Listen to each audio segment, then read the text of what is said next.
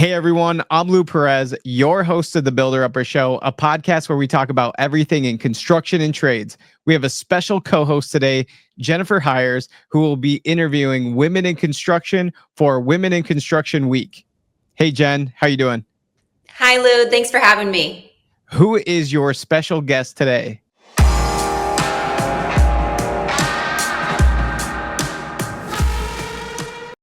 All right, welcome to the show. Today we have an incredible guest. I want to welcome Michele Heyward, an engineer, entrepreneur, and absolute powerhouse in bridging the gap between tech, leadership, and diversity.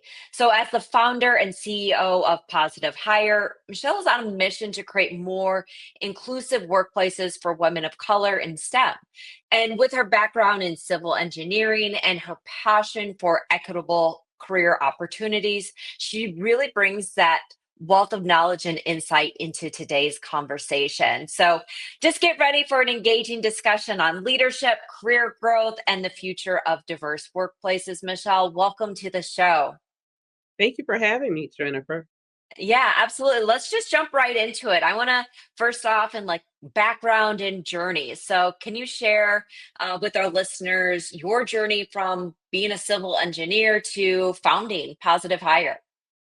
Let's see, where do we start? So, I will start with selecting civil engineering in undergrad. When you come into at least Clemson University, which is a public great engineering program here in the state of South Carolina, you're a freshman engineer. You can't declare a specific type of engineering, but they have you go visit different engineering buildings as part of, at least back then in the 1900s, you would do a kind of a campus tour in the evening and go visit the different engineering buildings that you were interested in majoring in. And I visited the civil engineering building, and they did a hurricane demonstration. And this was literally 6 years after Hurricane Hugo, which is a Category 5 hurricane, had hit the state of South Carolina. And that demonstration of a plexiglass house and Pepto-Bismol with a huge floor fan convinced me I should become a civil engineer.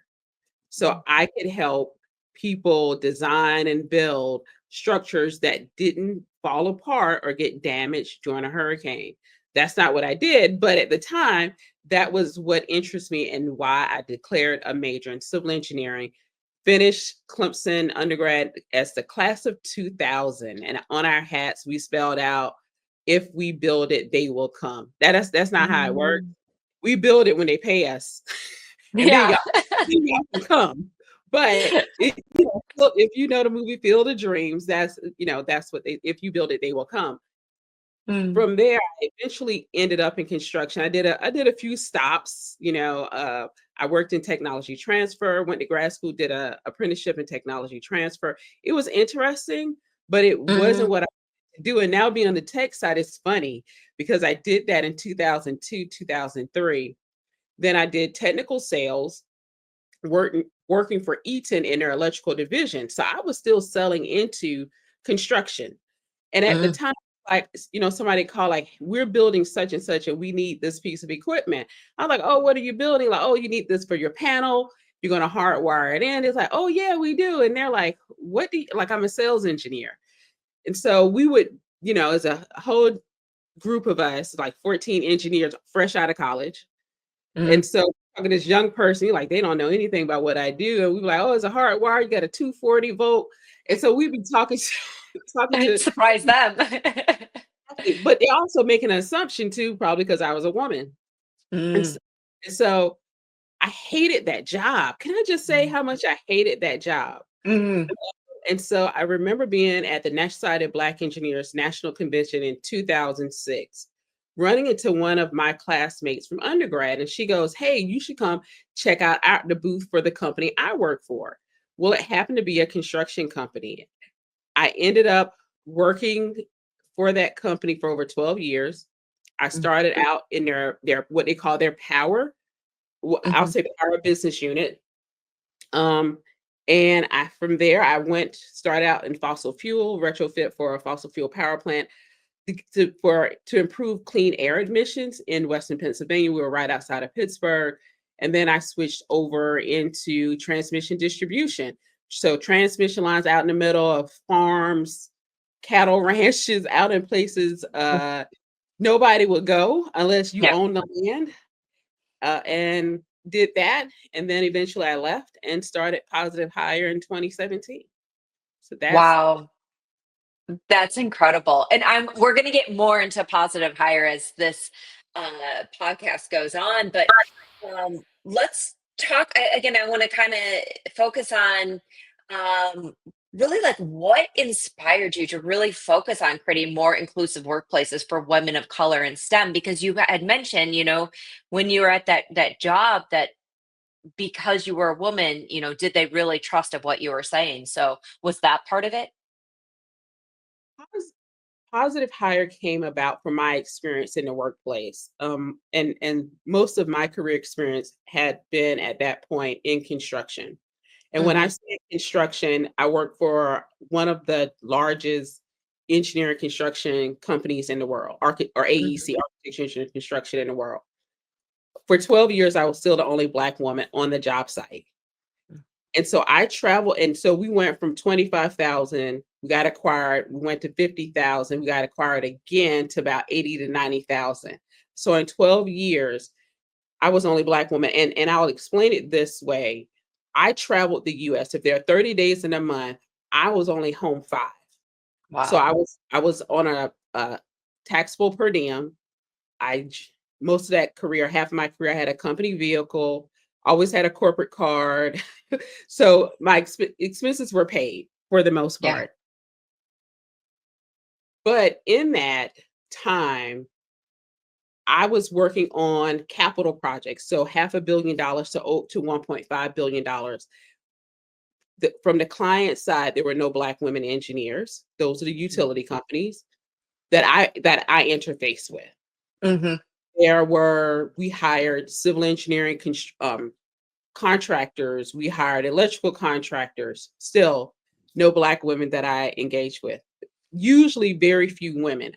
Towards the end of my time in the industry, I worked with one woman engineer directly that was on the job site. She was senior to me. Another woman, she worked in materials. We worked together on 2 projects.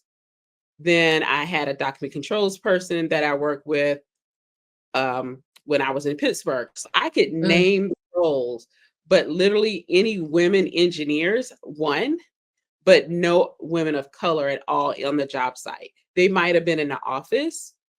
And one of the clients, their environmental engineers were women, but not like electrical design engineers that I interface with, which was a good bit of them. Did I encounter any women? Yeah. Except for one, again, they were environmental engineers when I was in project in Pittsburgh. Mm. So it was very few women, but I was always the one Black woman. And then we did have women of color engineers in our home office, and I reported in New Jersey, but they either quit or were laid off, the vast majority of them. So I started, remember 2006. If you've been around for a while, we had the housing crash, the economy was Yep. really bad. And so, 29. Yep. 2009. yeah. Hmm. And so through that, having conversations around 2014, 2015, 2016, I wasn't happy where I was in my career. So I'm reaching out to college mentors, other Black women and Latinas in my network. And I was doing career wise better than 95% of them. And I was Wow. like, okay, something's wrong. I knew the executives in the company, and I was on the job site. I knew how I was perceived. I had a sponsor in the organization, and they were getting pushed out of technical work. They were getting tracked out of the things they wanted to do that they were really good at. They were not getting very good performance reviews, getting laid off on maternity leave. They were going through so many different issues in the workplace that I was like, it's not even good where I am, but theirs sounds way worse. than me, and what was it? And so in 2016, I decided to host a virtual summit right on the tail of, right as they were announcing the release of the movie Hidden Figures. So it Mm, was, this is perfect. And I look at the movie Hidden Figures, and it's the 1950s, 60s, and I'm like, these are the same things we're encountering today, except yeah. having to walk a mile to the bathroom. And so in the movie, they couldn't use Black women couldn't use the bathroom, and the building was whites only. So they literally had to go to a different part of the facility, walk out of the building they worked in, and go to a different building to use the bathroom. And so it was really, really interesting. Yeah, and it can be like Yeah. that on job sites, just so you know, because it is very, very difficult to get a women's porta-john on construction site. Some of you are probably listening to me and going, "Oh my God, is it?" Because like, well, it's only one woman. Why does she need her own porta-john? Oh, no. So, yeah, is so that's why I started Positive Hire. So let's talk about that experience. So how can companies move beyond like surface level diversity efforts to truly like creating this inclusive environment? It starts with your culture, right? And some people like, how do we know what our culture is? How do we figure it out? Mm, And right now, there's such a big push around data. Oftentimes, what I start to tell leaders, especially in engineering design firms, as and those that have engineering construction, they're like, we don't get a lot of women. Like, let's talk about your culture first. What mm, is your cultural message? What does it say when you say we want women, but you don't have clothing or any gear for women? Well, we don't have that many, so you buy none. yeah. So now we have to figure out where to get our own hard hats, our own boots, our own shirts, our own pants. And so we're spending more time doing all of these things you're supposed to take care of because it's only one person that's our size, our height, whatever. And so you're like, well, that's just why do it. It's only one person because I matter. I am a Mm, person, right? yeah. And so you have to show that even if it's one person, just know you have it available in there. Don't push it to the back, dust it off every quarter maybe, and you can utilize it for your interns because you're probably not targeting women to come through to be Yeah. internships. So we really talk about how do you show up to the Mm, women in your organization, to the women of color in your organization. So look at your data, like who's getting promotions. Let's review their performance reviews. Our performance reviews, when you look at it, statistically speaking, not any client information, but statistically speaking, when we look and analyze the performance reviews of Black women, they are usually lower rate, have lower ratings, mm, and the feedback is not anything actionable. mm, The feedback is also around behavior, and it could be tone of voice, how your facial expression, it could be how you write messages or emails. It is really about personality and people's perceptions of personality opposed mm. to the quality of your work. Oh, that's interesting. And so it's like, so how now are you going to measure me if I'm smiling? Oh, well, you were smiling too much. Yeah. And so were you a doormat? Well, now you're too aggressive. Yeah. So you told me to stand up for myself and to speak up, but I spoke up Mm, too much. And so we asked to pull some of these things because now I want you to see what's going on across and do some comparison analysis with some of that information. And like, well, we think you're taking it a different way. I said, well, if I'm taking it this way, how do you think your employee is? And they're here 5 days a week, eight hours or more a day. yeah. And so if you're willing to write this to them, what are you saying to that employee? What Yeah. types of work are you giving that employee? And so when you utilize performance reviews to determine project assignments and promotions, Mm, now you're going to see a huge gap of who gets promoted, and you're going to see a lower instances of diversity in your candidate pools for your talent, for your high performing talent. and your leaders in your organization. And I was like, so we look at root cause analysis. They're like, hey, we want to diversify. Like, well, what is it? And oftentimes people want us to start with recruitment. And it's like, recruitment is nice, but all you're going to do is churn everybody out. Yeah. Yeah. Organizations start with recruitment. Why? Because that's where they put money in. Nobody wants to talk culture. Culture takes time to change. It literally takes a commitment.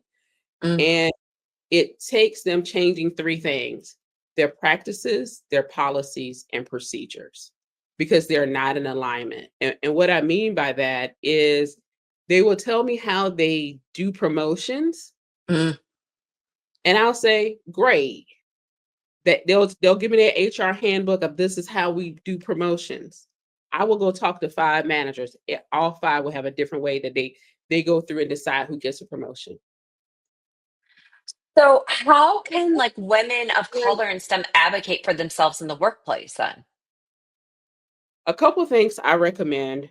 In this climate, you may or may no longer have an ERG. If you have an ERG and that ERG is well put together, organized, and you have a sponsor, an executive sponsor, they can help you navigate and advocate for you in the workspace. And what I mean by ERGs, some organizations literally use their ERGs to help fill pipeline to their leadership development programs. They're like, hey, send us 3 to 5 candidates that a manager has not recognized or recommended to a program. They're going to the different ERGs and asking them to recommend their members, and they have a process, and they're able to now to diversify their talent pool because they're using different measures and metrics other than just the manager, right? Who may be biased, right? Yeah. The other is sponsors, whether it's a sponsor through our ERG, but literally getting a sponsor in that organization for them. And we talked last week, we had our annual Women of Color in STEM Virtual Summit, and we had a conversation about sponsors. I like mentors are nice and cute. A sponsor will change the direction of your career. That sponsor may not have a deep relationship with you necessarily, but I recommend they build one with their sponsor. And that's a sponsor is someone who sees your ability, your potential, not necessarily has proof that you're able to do it, but they see the potential that you have. They're able to remove barriers so that you can get on better projects, you can get better assignments, they can move you from a problematic manager, and it does not hurt that person personally, their credibility, and it oftentimes puts them on a track upward in the organization. And so what we often see is women of color don't get tracked for leadership development training.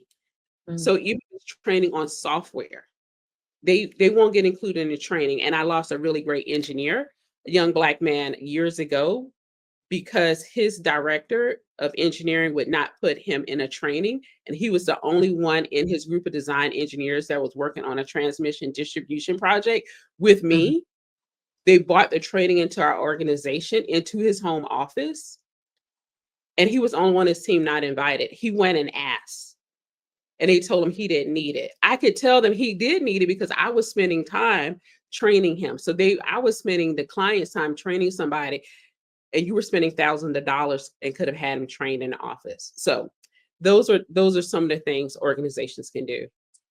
And Michelle, I have to tell you, so I have done 4 recordings for the Women in Construction Week. And there is one common theme, well, many common themes, but one that everybody is bringing up. It is that having that sponsor. What is the difference between mentorship and sponsor? And let's focus more on sponsorship. So without me even prompting a question about it, you organically brought it up. So it's definitely something, again, that common theme that we're going to be hearing. So let's talk about like emerging trends, right? So are there any emerging trends in hiring or workplace culture that are exciting you at the moment right now? I would say in this industry, yes. In other industries, it's old. It's been done before. It's been proven, and that's having more leadership development programs. Okay. this industry is really hard and difficult when it comes to technology, especially on the construction side, but utilizing technology to better understand where their talent is and what skill sets their talent has. So that's been really exciting. Also seeing how we're using AR and VR. That really excites me from the field perspective. Even though I was civil, I wasn't on the design side, but being able to see when the walls go up, where the cable, the electrical race tray is to the piping, what's butting into each other. Is it like that's a 4-foot clearance? Who's 4 feet? Michelle, can you walk on there? Like I'm 5'1". I can't walk on there, right? And so we know to go back to the design engineers, like, hey, we set this up, and I'm used to the days where you can only look at it on the computer, but now before the engineer sends it to the field, you need to walk through what y'all design, and you need to figure out between mechanical, piping, electrical, and structural where all of this stuff needs to be moved to. And usually structural wins. Like I'm not moving that structural beam, a column.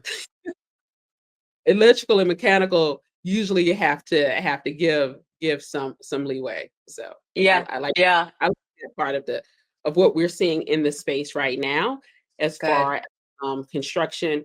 Drones and stuff, they're okay. They save a lot of money in that we don't have to send helicopters or people trying to walk. I come out of transmission distribution. I spent hours just driving. I wasn't working. I was just driving. And sometimes you have to drive, and other times it was like a drone would have been nice to have to fly and check on a crew. Like, they're not doing that right now. Let me go drive these 3 hours. But Sure. so I'm not as excited about drones as I am some of the AR and VR. But the drones have been very, very helpful in scouting and picking up data, taking shots of different parts and phases of projects, especially to show progress, or if we have issues, they're able to pick that up a whole lot quicker sometimes than humans. That's exciting. No, exciting times. Let's shift. I want to hear more about PositiveHire. So, what has been the most rewarding part of PositiveHire? The rewarding part is when I talk to, whether it's the women of color, and they're like, I found a place, a company that sees me, appreciates my knowledge, skills, and abilities, and I'm at the level in the organization that I should be and that I want to be. Not everybody wants to lead people. They truly want a technical role and not lead people. And I always advocate for that, like go the route you want to go. But when I get these emails after we've had a career strategy conversation, and like 4 months later, like, hey, that organization that wouldn't give me a promotion, I left them, and I'm over at this organization, and now I'm a director where I was an engineer for 12 years, right? And so those emails really excite me. And then also when I talk to leaders in engineering design firms that go, we made the changes you said. We changed our marketing. We changed where we go to talk to college students, and not even like universities. They don't just talk to the ASCE, ASME, IEEE student chapters. They go to the SWEs and the NSBE, the National Society of Black Engineers, Society of Hispanic Professional Engineers, Society of Women Engineers chapters. Like we've diversified our internship pool. Like really, so you went to the same university, you just spent 3 different trips, which was minimal amount of money to diversify your talent pool. You bought pizza, you paid for parking, you paid for fuel. How much was your marketing? But there's like damn near zero in comparison, right? And so what I explained to them, especially for the construction side, is you have to show up to the students. They don't know these small companies, mid-sized companies' names. They don't know exactly what you do as an electrical engineer. But if you bring them some pizza or some food, right? The college students, they will come. and collect resumes or tell them where to go to apply, and be sure that put in this code so we know where you saw us, as opposed to showing up at a career fair where you're competing with 99 or more other companies at this, because they're like, Floor has such a long line, and Turner has such a. They know who they are. Their brands are huge. Mhm. You don't have the same. You have to strategize, and so literally just talking to them differently, and then them coming to me and say, "Hey, well, how do we get mid-career women?" Mm. And so we have an honest conversation. And what I mean by that, when we look at just the engineering data for women, Mhm. 30%, about 30% of women engineers leave between 0 and 10 years into their careers. 30%. That's high, right? That's a Yeah. lot. Yeah. Nearly 40% of women engineers leave between 10 and 20 years. Wow. And so I go, let's talk about the women you've had, engineers in your organization that have left. It's like, no, Mhm. no, we want to talk about the women we want to. I know, but we need to talk about why did the women that were here left? Because they're leaving the industry. Mm. So you may not be able to find very many, if any, because you're not set up to retain them, much less attract them. And so we have conversations about what level that they may no longer be in the industry because everybody's looking for this mid-career women. 70% of us are gone. Mhm. I came out year 2000. I left the industry after 17 years. Yeah. You're one of them. Yeah. Absolutely. So And then so, what one piece of advice would you give for navigating their careers?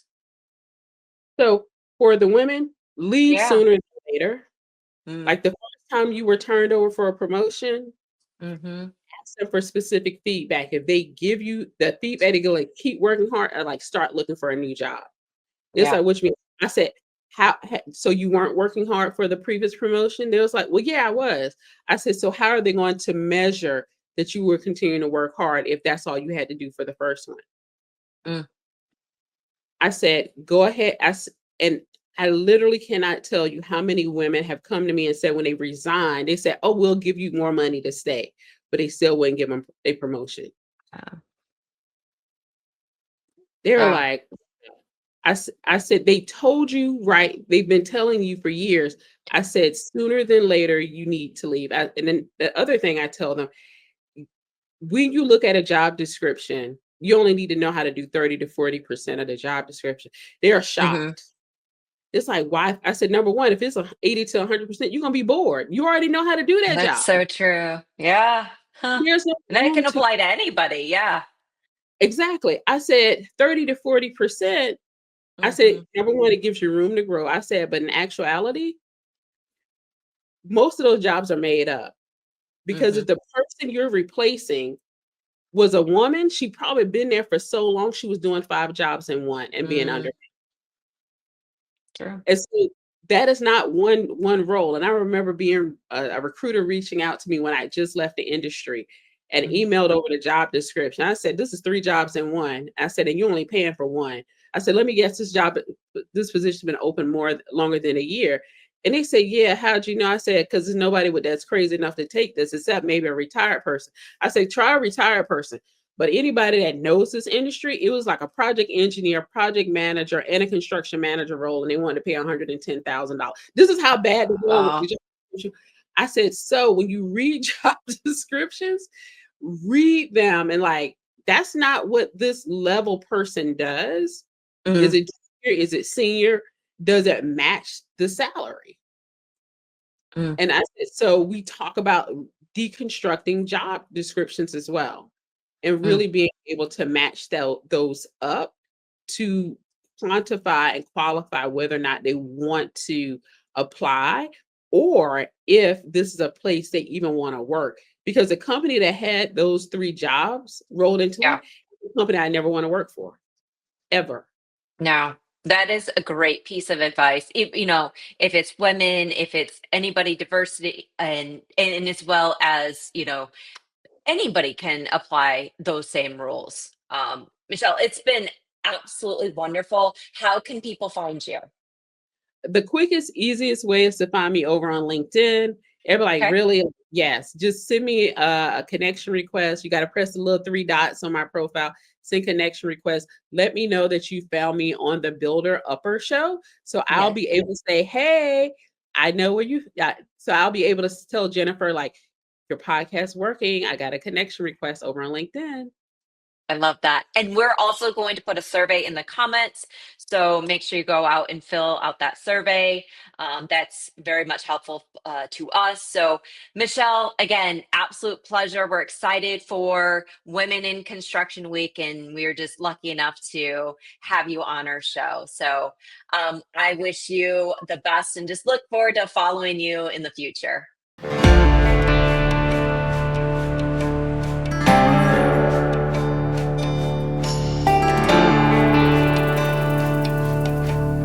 If you're a construction contractor and would like to appear as a guest on our podcast, write us an email. It's lou@lumberfy.com.